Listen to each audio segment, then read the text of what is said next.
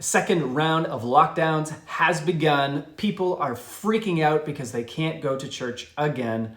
Welcome to All That Catholic Stuff. I'm Chris Bray. You know, I mean, it's sad that that we have to close churches, that we're not allowed to gather. I mean, that I would love to be able to get together whenever I want. I would love to not have to do any of these precautions. And so, yeah, it's sad when we can't do these things, but I'm actually really concerned because I see a lot of Christians, a lot of Catholics, who are adopting a mentality of like rebellion, which I don't think is virtuous. I think it's a vice, and being outwardly vocal about and like almost like in a sense of complaining. And I think there's two important considerations for us that I would love for us to really just examine ourselves, and myself included. You know, the first one is this. It's like, we've had it so good for so long. And think about being a Christian in North America is that we've been able to go to church whenever we want and worship and praise Jesus, like how we have been practicing our faith for 2,000 years. That's incredible, because even like still present day in our era, even leading up to COVID, like there are places in the world where Christianity is outlawed, where it is illegal. Places where if you openly and publicly practice your faith as a Christian, as a Catholic, you will be beheaded, martyred, put to death. So when we think about it, when we frame it in that perspective, we have so much to be thankful for. And yet there are so many people who are complaining. And that just kind of baffles me a little bit. I mean, I'm thinking about even like the first few hundred years of Christianity. If you were a Christian, it meant you were probably going to be martyred and put to death, persecuted for what you believed in. Like Christianity was illegal. And yet we're complaining. I don't know. I feel like we got to check ourselves a little bit on that.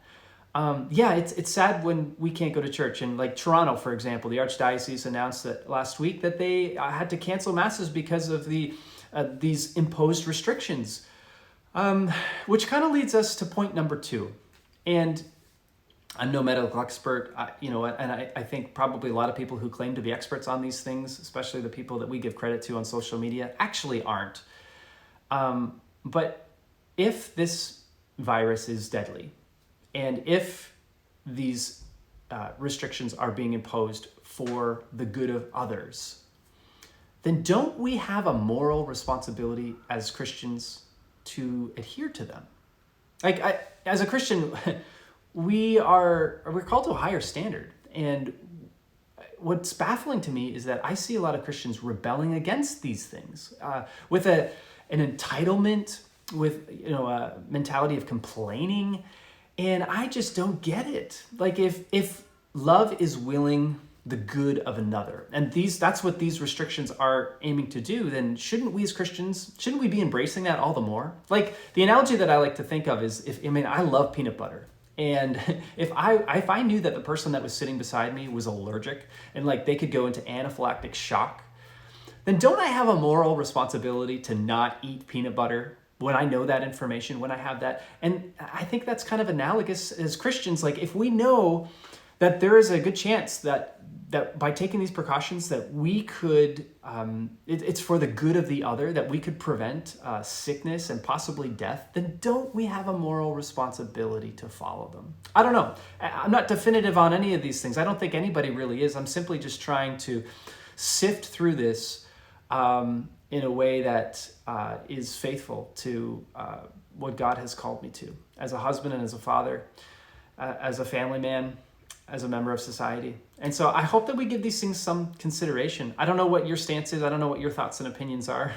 Honestly, I'm not sure I even want to know.